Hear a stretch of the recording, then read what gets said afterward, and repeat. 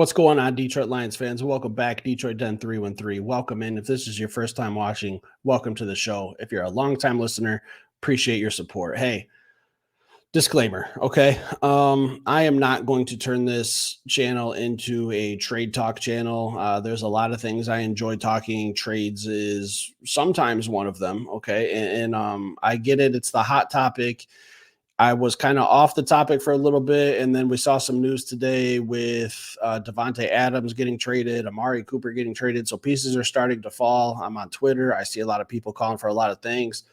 I had already been working on this. I was kind of trying to wait at least another couple days, and like I said, not turn into a trade channel. But I put together a list of a handful of players that I think are, and I already talked about Myles Garrett. Okay, that's probably my number one guy. So I'm not going to beat that one up too much. I will attach that episode at the end of this one if you guys want to check that out. I put together a list of some realistic options, a couple pipe dream options, and then a player that I have no interest in that I'm seeing his name pop up. Real quick, I've been hearing the term mortgaging the future quite a bit lately from some people talking about the Detroit Lions can't be in a position to give up too much. Let's not mortgage the future. What Brad Holmes has done the last few seasons is stockpile talent. Okay. And I use the word stockpile because if you look at the 2024 draft, let's just talk about that real fast. All right. We got Terrion Arnold. He's really the only one starting. Our first round pick, second round pick, Ennis Rakestraw. Not really on the field too much. A couple special teams duties. I've seen him in some nickel packages here and there, but not much. Giovanni Manu on the shelf. Sione Vaki, special teamer. Makai Wingo comes in some spot duty, getting some more reps. Christian Mahogany, haven't seen him yet. What I'm trying to say is we have stockpiled talent to the point where this team is so deep that we have our second round picks not even getting on the field, not because of their talent, because of how deep this Detroit Lions roster is. And that's because of Brad Holmes. We're in a position where if we can acquire a dominant pass rusher or two, or maybe we go the route of adding a couple pieces instead of one big one. I don't know. But what I'm trying to say is Brad Holmes has built this roster into a spot where if you get drafted, you better be damn good to get on my football field. That's what he's saying is I can afford to sit you for a couple years or at least 1 year before I need to see you on a football field. So why not take some of these draft picks, go out and acquire some talent that helps you right now today and for the future. I don't like the term mortgaging because if you look at how this team is built pretty damn nice. Wouldn't you say? We don't have any glaring needs. We do have some needs now. We lost both of our starting defensive ends. So, like I said, I've lumped some of these names into categories. I have best possibility, pipe dream, and no thanks. All right. So let's just start off with my three guys on my best possibility, most realistic trade scenarios. Okay. Number one, not even a true defensive end, but if we're talking just pass rushers, I was watching the New York Giants play football the other night. Azeez Ojulari from the University of Georgia with the Giants was putting on a nice little game. What's going on with the Giants? Nobody knows.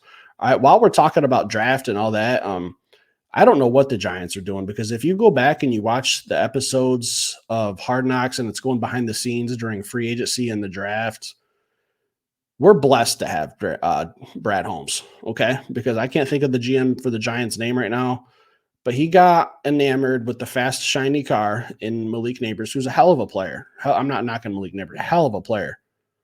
That's not what your team needed. Your team needed a quarterback. Your team is stuck with Daniel Jones. All right, so now we're not talking the Giants all night.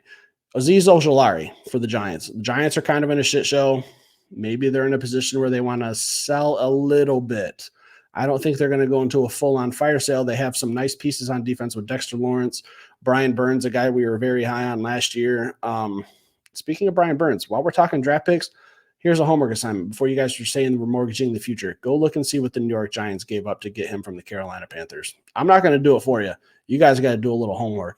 Here's the thing. If I were Brad Holmes, I would have fired the trigger on that one a long time ago. Okay, so I got him. I got Harold Landry from the Tennessee Titans. Again, not a typical defensive end. Like I said, this might be a position where I can see Brad Holmes maybe acquiring a couple pieces. Maybe he goes out and gets one defensive end and a linebacker. I don't know. Or maybe we get one stud. I'm just throwing you guys out some options here, okay? Harold Landry, Tennessee Titans, solid pass rusher from Boston College, only 28 years old, just turned 28. Currently sitting with 14 tackles on the season and 4 sacks. And again, Tennessee's in a weird position. We're going to see him in a couple of weeks. If Harold Landry is not on our team, you're going to get a firsthand look at him when we play the Titans here on October 27th, I believe. So again, he could be a piece that maybe we add something else. I don't know. Okay. And this on my best possibility list of the 3 that I have, the 2 linebackers, and this is the one that I personally would probably go for if it's not a Myles Garrett or a Max Crosby. Zadarius Smith of the also of the Cleveland Browns, just a solid player. Okay, and again, we're talking about how we need to replace the production of Aiden Hutchinson. That can't be done.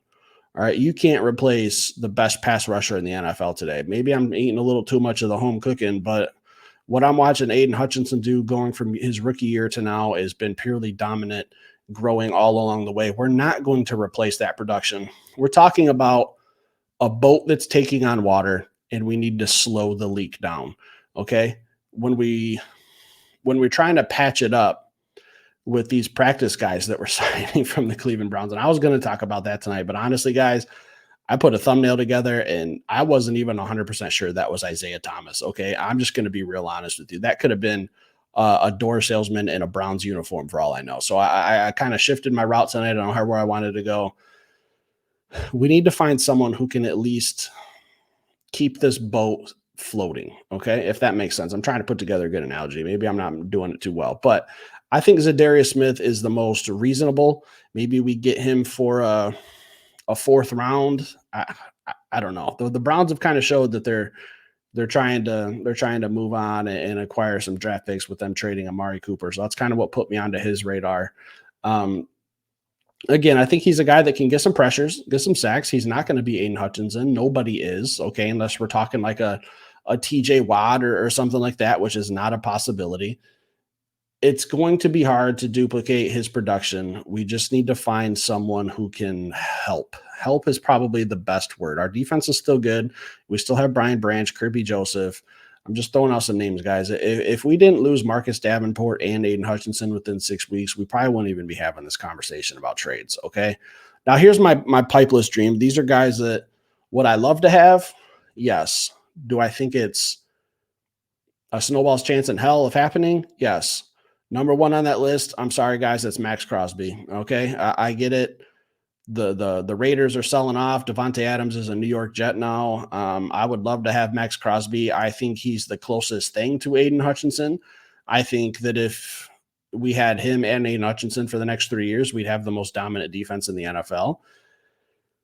I think that the Raiders would be willing to trade him, but I also think that they're going to ask for a king's ransom because they know that we are a team in need. I don't want to use the word desperate. We're not a desperate team.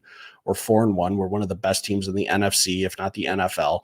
We're not a desperate team. I don't want the Raiders to think that they can just come over here and poach us because we lost Aiden Hutchinson. Max Crosby would be a phenomenal fit. Okay, he would. There's a path to the Super Bowl with Max Crosby this year. I can see that. And there still is a path. Let me clear that up. I shouldn't even have said that because you guys are going to think that I'm being like frantic or anything with these trades. I'm not. I still see a path to the Super Bowl. With Max Crosby, it's a little bit more clear. Again, another pipe dream player, Myles Garrett. Talked about him yesterday. I'm not going to do a full dive on that. I will include that video at the end of this one if you guys want to check it out. My last pipe dream player, Trey Hendrickson. And I think he's kind of a borderline player for me for the Bengals because I know he requested a trade. I know he's not 100% happy with what's going on with his contract in Cincinnati. Cincinnati is they're in a weird spot where they have a losing record. I think they're 2-4. They also still have Joe Burrow. They could still easily go out and win like 9 of their next 10 football games and be right back in the mix because they have that good of an offense. Okay. So I don't know if they're going to be in a position to sell. What we should have been doing the other night has been cheering for the Giants to win so that maybe it's more likely that the Cincinnati Bengals move on for Trey Hendrickson, but that's kind of why I think he's a pipe dream, because I don't exactly think that the Bengals have accepted or even, and I don't even know if they're out of the playoffs yet, because like I said, they could easily go win 9 of 10 football games and be right back in it. So the Bengals are kind of in a weird position for me. So that's why I put him as a pipe dream, because they're not going to give him up when they still think that they have a chance. And they very well could. They're an interesting team. I'm not sure what's going on there with Cincinnati. They still have a shot. So that's why I think Trey is a long shot. So out of those 3 players, guys, I don't know. I give it a 5% chance of one of those 3 players being a Detroit Lion within the next month or so. Okay. I just don't see it. My player that I'm absolutely passing on, no thanks, not interested, probably not a popular opinion, probably a lot of people who won't agree with me, is Hassan Reddick. I'm just not interested. A guy who demanded a trade from the Eagles, got it, got traded to the Jets on draft day, hasn't played, hasn't showed up, is requesting another trade. That personality just, I don't know. I thought that the Jets defense would be dominant. They're still really good. I think if he were playing, the Jets would be in a whole different scenario, possibly. Not, we don't for sure know that. But when I just look at Hassan Reddick, just the way he's handled himself the last year, if we're talking just football, just his football play, absolutely sign me up. Now, if we traded for Hassan Reddick, am I going to panic or be pissed? No, I'd be okay with it, because I know he's a hell of a football player. The personality is what I have a question about. But the same token, I can say that if he's a locker room issue, I think that this Detroit Lions team and this culture can put his personality in check if need be. I'd like to see him try to, get mouthy in the locker room or voice his displeasure with Big Penny Sewell around, or Alex Anzalone, some guys who are out here trying to win football games. I think that it would be okay, but I'm talking about it from a fan standpoint. I don't know enough about Hassan Reddick personally, just what's out there in the public, him demanding trades, getting traded. I'm not happy here either. Trade me somewhere else. It just rubs me the wrong way. Maybe Detroit's a place he wants to be. I don't know. I wouldn't know that unless I had a conversation with him, guys. So for me, it's a pass. But again, if he gets traded here, I think we have enough veterans on this team to keep him in check. Our coaching staff would keep him on check. And I think that Brad Holmes just wouldn't put up with it. So I think that's just a risky move. But as a football player, Hassan Reddick's one of the best pass rushers in this league. I see him as a guy who can take over games. I've seen it when he was with the Eagles and they were beating up on the San Francisco 49ers in the NFC Championship game a couple years ago. Hassan Reddick was a problem. Who's on our way to the Super Bowl? We just faced them last year and lost, the San Francisco 49ers. So Hassan Reddick as a football player is absolutely a stud. My only question, personality, some character issues. If our locker room could clean him up, maybe take care of some in-house business, I'm all for it, guys. So there's my list for today. What do I got? 7 players that are possibly out there to be traded. And again, what's going to happen here? I'm not Brad Holmes. I don't receive paychecks from the Detroit Lions, unfortunately. It's probably going to be a player that nobody's on their radar, similar to a Donovan Peoples-Jones trade last year that nobody saw coming. I don't know. Leave it in the comments, guys. Stick around. I appreciate you watching. I will be back later with another episode. Enjoy the rest of your night.